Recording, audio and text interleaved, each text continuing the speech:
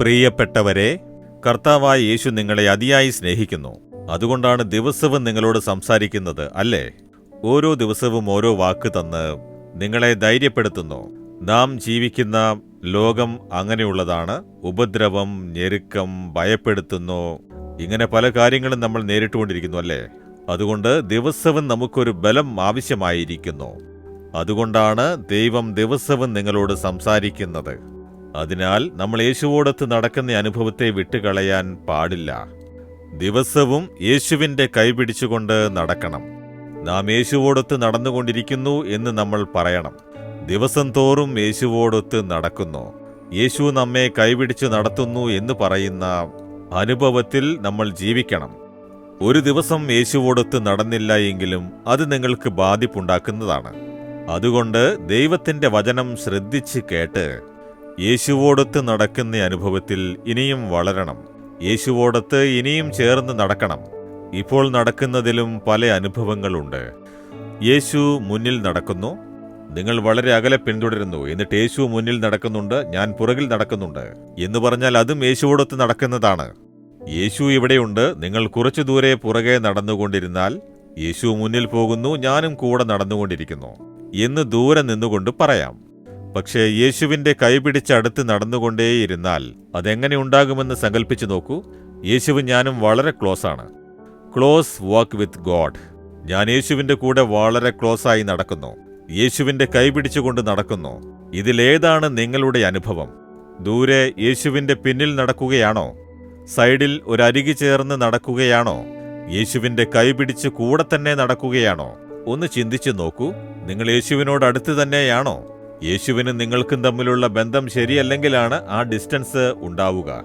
എന്നാൽ യേശുവിനും നിങ്ങൾക്കും തമ്മിലുള്ള ബന്ധം തികവുള്ളതാണെങ്കിൽ ക്ലോസ്നെസ് ഉണ്ടാകും.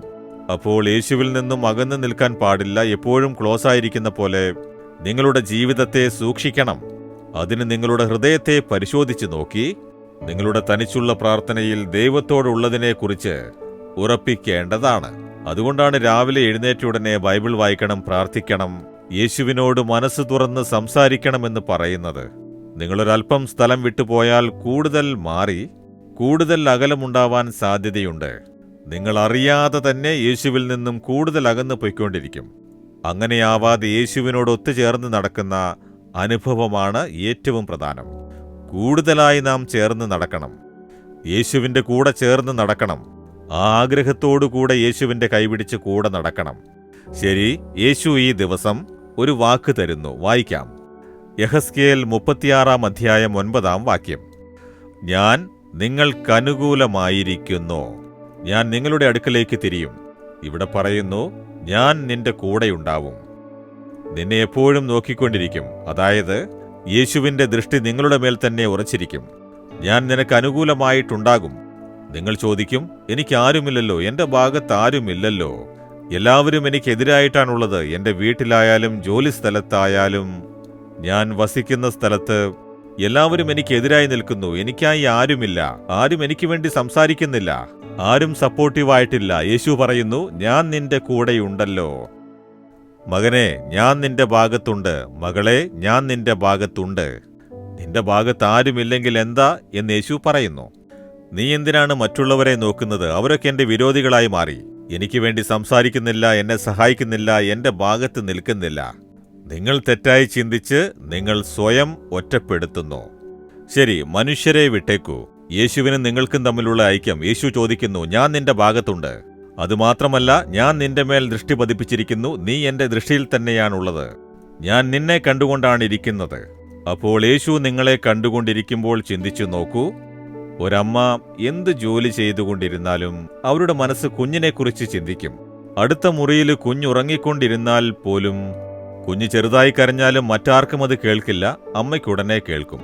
കാരണം ഒരമ്മയുടെ മനസ്സ് കുഞ്ഞിൻ്റെ മേൽ തന്നെയായിരിക്കും, അത് ഉറപ്പാണ്. അതുകൊണ്ട് ആ കുഞ്ഞിൻ്റെ മേലൊരു ദൃഷ്ടിയുണ്ടാകും. എപ്പോഴും ശ്രദ്ധയോടെ ഇരിക്കും, കുഞ്ഞെങ്ങോട്ടാണ് പോകുന്നതും വരുന്നതും എന്ന് നോക്കിക്കൊണ്ടിരിക്കും. അതേപോലെയാണ് യേശു പറയുന്നത്, ഞാൻ നിന്റെ മേൽ ദൃഷ്ടി പതിപ്പിച്ചിരിക്കുന്നു. എന്റെ മകനെ, എന്റെ മകളെ, എന്റെ ദൃഷ്ടി നിന്റെ മേൽ പതിപ്പിച്ചിരിക്കുന്നു, നീ ഒന്നുകൊണ്ടും ഭയപ്പെടേണ്ട എന്ന് യേശു പറയുന്നു. ഇതാണ് ഞാൻ നിന്റെ ഭാഗത്തുണ്ട്, ഞാൻ നിന്നെ കണ്ടുകൊണ്ടിരിക്കുന്നു. നീ ദുഃഖിച്ചാൽ ഞാൻ അറിയും, നീ ഭയപ്പെട്ടാൽ ഞാൻ അറിയും, നീ തളർന്നു പോയാൽ ഞാൻ അറിയും. നീ തനിച്ചിരുന്ന് ആരും അറിയാതെ കരയുകയാണല്ലേ? അതെനിക്കറിയില്ല എന്ന് വിചാരിച്ചോ? വിളക്കണച്ച് കിടക്കയിൽ കിടന്ന് തലയണയെ കണ്ണുനീരുകൊണ്ട് നനയ്ക്കുന്നില്ലേ? ഞാനത് കാണുന്നുണ്ട്, നിന്നെ കണ്ടുകൊണ്ടിരിക്കുന്നുണ്ട്, നിന്നെ സഹായിക്കാൻ തയ്യാറായിരിക്കുന്നു. ഞാൻ നിനക്ക് അനുകൂലമായിട്ടില്ലേ, പിന്നെ എന്തിനാണ് കരയുന്നത്? ആരൊക്കെ എന്തു പറഞ്ഞാലും ആരെങ്ങനെ നടന്നാലും ശരി, ഞാൻ പോരെ നിനക്ക് എന്ന് യേശു ചോദിക്കുന്നു. ഇതിനേക്കാൾ എന്ത് ഭാഗ്യമാണ് വേണ്ടത്? നിനക്ക് എന്നെ മതി എന്ന് പറയുന്നില്ലേ? ദൈവത്തോട് പറയൂ, ദൈവമേ, അങ്ങ് എന്റെ കൂടെയുണ്ട്, എപ്പോഴും എന്നെക്കുറിച്ച് കരുതുന്നു, ഇതിനേക്കാൾ കൂടുതൽ എനിക്ക് എന്തു വേണം? ഈ ഭാഗ്യം മതി യേശുവേ എന്ന് പറഞ്ഞു നോക്കൂ.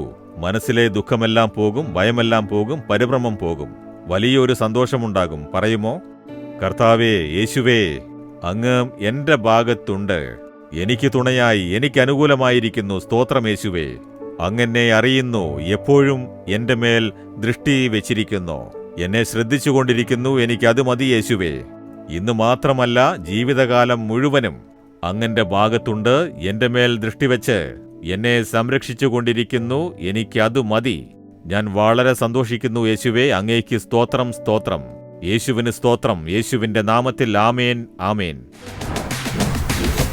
Jesus readings Malayalam YouTube channel subscribe ചെയ്യുക, ബെൽ ഐക്കോൺ ക്ലിക്ക് ചെയ്യുക. ഞങ്ങളുടെ ദൈനംദിന പ്രോഗ്രാമുകളെക്കുറിച്ചുള്ള അപ്ഡേറ്റ് ലഭിക്കുവാൻ